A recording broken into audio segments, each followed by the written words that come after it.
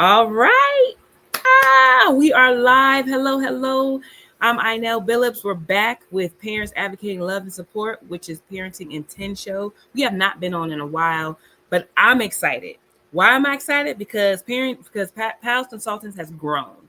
And so we have a beautiful, my lovely guest, my business partner now, which I'm super excited.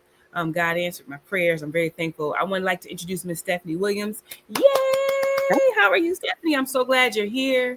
Um, we're not gonna be before y'all long because I know we're parents and we got stuff to do. It's bedtime. We want to get things going. Yes. So we just kind of come on here and talk to you a little bit about early intervention and just give you a couple of IEP tips and things to kind of help you advocate for your children and for yourself. So we're going to go ahead on and get started early intervention. I think that's important first because with early intervention, you have to kind of know what to look for before you can get to the IEP, before you can get to trying to advocate in that part. You have to be kind of open-minded to something could probably be going on with our child, right? So Stephanie, can you kind of shed some light on that for us? Okay, so first of all, we want to know what is early intervention. I mean, a lot of people talk about it, but a lot of them really don't know what it is. So that is a system that offers eligible families the opportunity to receive appropriate services. So that means if you see, and I give parents this thing, stop, look, and listen.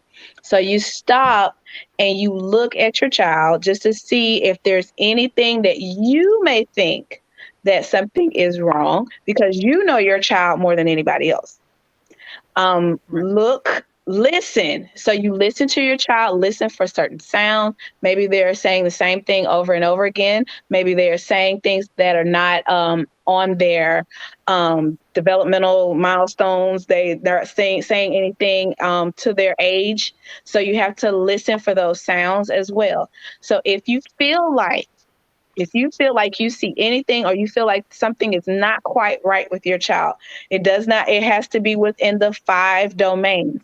So what are the 5 domains? 5 domains are social emotional, cognitive, language, fine motor, gross motor.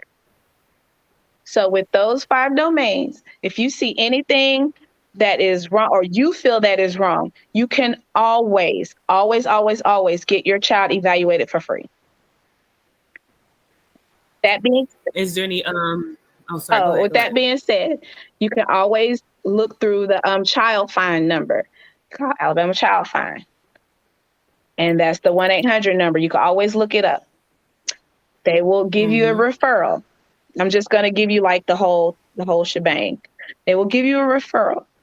Then you will get with a program that will test your child, evaluate them.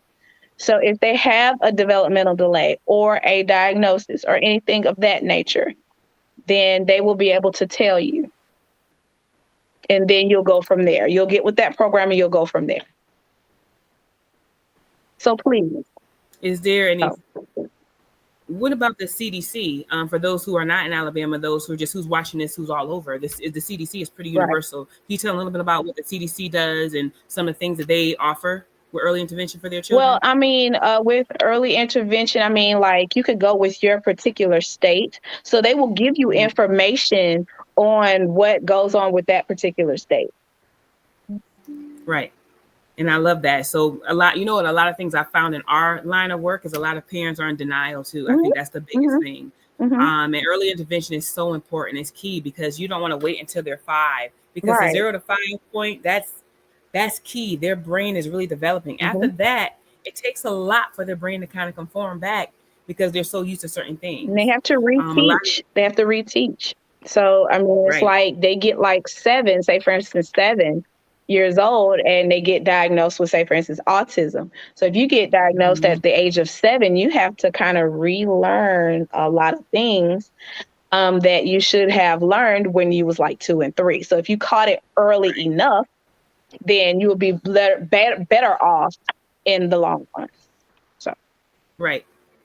And so I'm gonna kind of add on to that. So when you finally do decide to take this information, you finally realize something's going on with your child. There are some things that you can do in place educationally. There's an IEP, an individualized education plan, and a 504 plan. So those are the two things that we have. So once you finally say, okay, there is something going on, I need to receive these services. My child is older, they're past 5, they're in elementary school or Mhm. they're in junior high. These are things that you can use. So a lot of people want to know, well, what's an IEP for? What's a 504 for? So in just in hindsight, really what it is a way to help your children be able to be taught and give them the certain tools they need in the classroom. Mhm. My child has an IEP, and I've been advocating for him for the last 10 years in school. And one of the things that I've learned with the IEP and even with the 504 is when you go into these things, you go into these meetings, a lot of these, you always kind of get your defense up, your guard is up because you feel like they're talking about you, you feel like Mhm. you're a bad parent. Like Mhm. I've been through that. Mhm. But I had to go to school, I had to study, I had to revamp myself as a parent and realize when we go in there, it's not about you, it's not about me, it's about the child. And that's Mhm. what's important. I have realized there's something going on with my child, and you realize that through early intervention services, through all the things that you're getting, which are free services out there, Yes. you realize something's going on, and so you want to be able to support your child. So it's very important when you walk into an IEP meeting, you walk in there with an open mind. You walk in there knowing, okay, I've done the necessary steps from when they were younger up until now. Mhm. So now I need these steps to be implemented in the classroom. And so that's your job as a parent to advocate and write things down. And please do not be afraid to ask questions. If they're using language that you do not understand and it's too, please go ahead and say, hey, I don't get it. Let's slow down and go back. You have the right to do that. But I have to say, I feel now you could agree, agree or disagree, let me know. Mhm. I feel like with the IEPs and the 504, as time has gone on and education has been really out there now, I feel like they're getting a lot better. I feel like when you Yeah, of go into these course. meetings, right, there is more, okay, we're about these kids. Mhm. It's about what we need to do to help this child succeed. That's what it's about. Mhm. Of course. So I feel like there's been growth over the years because at the beginning it wasn't always like this. Well, you think about It even was 20 years ago, the year 2000, it wasn't as good as it is now. right. A And why lot do of you think that is? That's a good question. Why is that? I think a lot of it came from the whole stigma of autism. They feel like, it was fairly, I won't say it was fairly new, but a lot of people did not know about it. Hmm. Just 20 years ago, no, but a lot of people did not know about it. So I feel like um just because of the stigma, they think that, something is wrong with their child, or that, and that's why even now more so, a lot of parents are like, I don't feel like there's nothing wrong with my child. Or just because they were like, oh, well, they just have certain quirks, or they have certain this and certain that. So no, I don't, I think it's just like the stigma of And I just think too, a education label. wise, I think yeah, we're learning so much more now. I think it's so Hmm. much more out there. Hmm. My biggest thing that I don't like when parents say, "Oh, they're just being lazy." That's like the biggest, Yeah. excuse. Yeah. I'm like, I don't think that's what it is. Right, right, right. Um, I think a lot of it is just us as parents. I mean, I guess I can speak for myself too to realize there's something going on with my child, Hmm. and I'm not doing any justice for my child if I'm in denial or saying this or saying that. Right. A disability is not a bad thing. It's just your child learns differently, Because and that's okay. you want the best for your child, and you don't want to Mhm. see them fall between the cracks, because that does happen, and they just Yeah. get passed on because they think, oh, well, that person, she's just quiet. We're just going to pass her on, or Mhm. he's not a behavior. He doesn't have a behavior, so we're just going to pass him So he'll over. never know. Right. Right. So no, you have to be your best advocate. You have to be the one to speak up for your child, because no one else will. That part. Yes. No one else Because you're will. with your child 24/7 Hmm. all the time. Hmm. So that's important. Hmm. Is there anything else you want to add, Stephanie, to the parents out there? Well, I just want to just be encouraged. I just want to encourage you from just that aspect, because it's kind of rough being an advocate for your child, because no one will know your child but you. Right. They're with you. Teachers are there, and you see admin there, but nobody will love your child like you do as a That parent. part. They won't. You're right. And it's okay. You can speak up. You can call the school. Hmm. Don't let them push you. You need to be there full effect no matter what. Yeah, And because it's it's your important right. too. It's your Yes. right as a And I parent. think yes, and I think a lot of parents don't know that they actually have rights. Hmm. Please look at your state and find out what your rights are as parents. You have rights. And Don't let anybody tell you don't. right. And some parents kind of feel, I don't want to say intimidated, but because of the whole jargon that they use and some of it, and do research on Mm-hmm. any kind of diagnosis they try to give your child. Do your Right. own research and Don't let them bully you question into them. something. Right. And Yes, question them.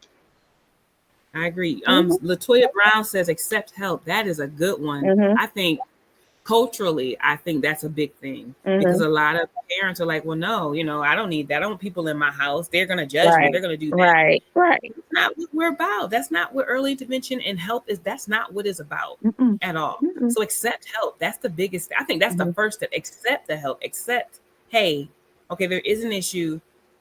Like you told them, there are things you can receive to get those services to get Hmm. the help. Hmm.